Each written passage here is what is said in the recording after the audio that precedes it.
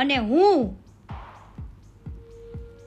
ગીતાની કસમ ખાઈને કહું છું, ઠાકરની કસમ ખાઈને કહું છું, મારી કુળદેવી માં અંબે માની કસમ ખાઈને કહું છું, માં મોગલ માની કસમ ખાઈને કહું છું, જો કીર્તિ પટેલ ખોટી હોય તો મારો કાલનો દાડો નો થાય, મારી હવાર નો થાય.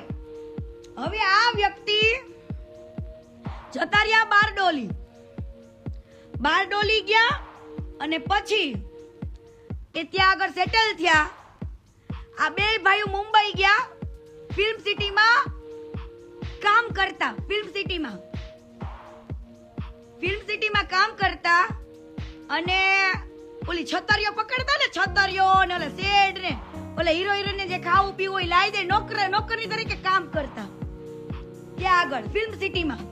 હું ખુદ ગયેલું છે આ લોકો હારે ફિલ્મ સિટીમાં, બરાબર. એવા કામ કરતા, ન્યાય કેટલાય ગોડાડા કરેલા છે આ લોકોએ ફિલ્મ સિટીમાં, પણ અમને કાઢી મૂક્યા હતા, બરાબર. ત્યાં આગળ મુંબઈ થી આને એક છોકરીને પટાવી, વિધિ ભાભી, જેની કદાચ કોઈને ગુજરાતમાં ખબર હોય કે ના ખબર હોય, પણ હું તો એમના હાથનું જમેલી છું, ખાધેલું છે મેં પૂનામાં, મને તો ખબર હોય ને વિધિ ભાભીની. વિધિ ભાભી આ ખજૂર ભંગારના ભારોભારની ધર્મપત્ની. આ ખજૂરે એમની સાથે લવ મેરેજ કર્યા હતા. શું? વિધિ ભાભી જોડે લવ મેરેજ કર્યા હતા મુંબઈમાં, જ્યારે ફિલ્મ સિટીમાં કામ કરતા હતા. એ પછી વિધિ ભાભી આઈટી એન્જિનિયર છે. વિધિ ભાભી આઈટી એન્જિનિયર છે અને પૂનામાં રહેતા હતા. એ પૂનાવાળા ઘરે પણ હું જઈ આવેલી છું અને એમના હાથનું મેં જમેલી પણ છું, ભાભીના હાથનું, બરાબર. આ ભાઈએ એના વિધિ ભાભીને સૌથી જાજો પગાર હતો. આ લોકો તો એક નોકરની રીતે કામ કરતા, 20-25,000 રૂપિયા કમાતા ને એવું બધું આડાવડા ધંધા ઉડાડતા ને એવું બધા ધંધા હતા આ લોકોના, લુખ્ખા જેવું, બરાબર. વિધિ ભાભી બી પ્રોફેશનલ. વિધિ ભાભી જે છે ને એ બી પ્રોફેશનલ, જે આ ભંગારની પહેલી પત્ની, આ ભંગારની પહેલી પત્ની ઈ પણ લવ મેરેજ. શું? Love marriage. અને વિધિ ભાભી જેવી, સીતા જેવી તો કોઈ વ્યક્તિ ના હોય આ દુનિયામાં. વિધિ ભાભી જેવી તો કોઈ ના થઈ શકે. વિધિ ભાભીએ આ પરિવાર માટે એટલું કર્યું. પૂનાની અંદર સારી એવી આઈટી કંપનીમાં વિધિ ભાભી જોબ કરતા. વિધિ ભાભી જોબ કરતા અને વિધિ ભાભીનું સેલરી શું માનો છો? મહિનાનું 2.5 લાખ રૂપિયા. મહિનાની 2.5 લાખ રૂપિયા તો સેલેરી હતી. ભણેલી ગણેલી દીકરીને લવ મેરેજ કરીને એની સાથે લગ્ન કેમ કર્યા ને તમને કહું. ઓનલી ફોર એના પૈસા માટે.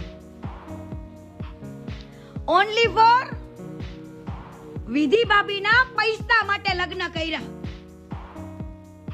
અને એના પૈસે બારડોલીમાં મકાન લીધું. જે મકાનમાં અત્યારે રહે છે, જે ફાર્મ ટાઈપ બનાવેલા છે ને મકાનમાં, એ વિધિ ભાભીના પૈસે મકાન લીધું, બરાબર.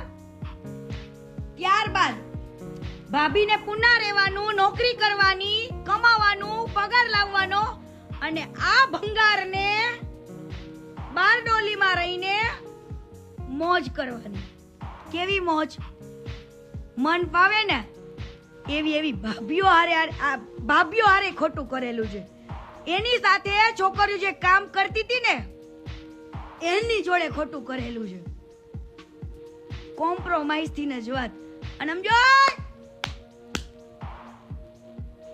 ખોટું બોલતી હોય ને તો આવી જજે મારી સામે. મારી પાસે પડ્યા છો મેસેજ,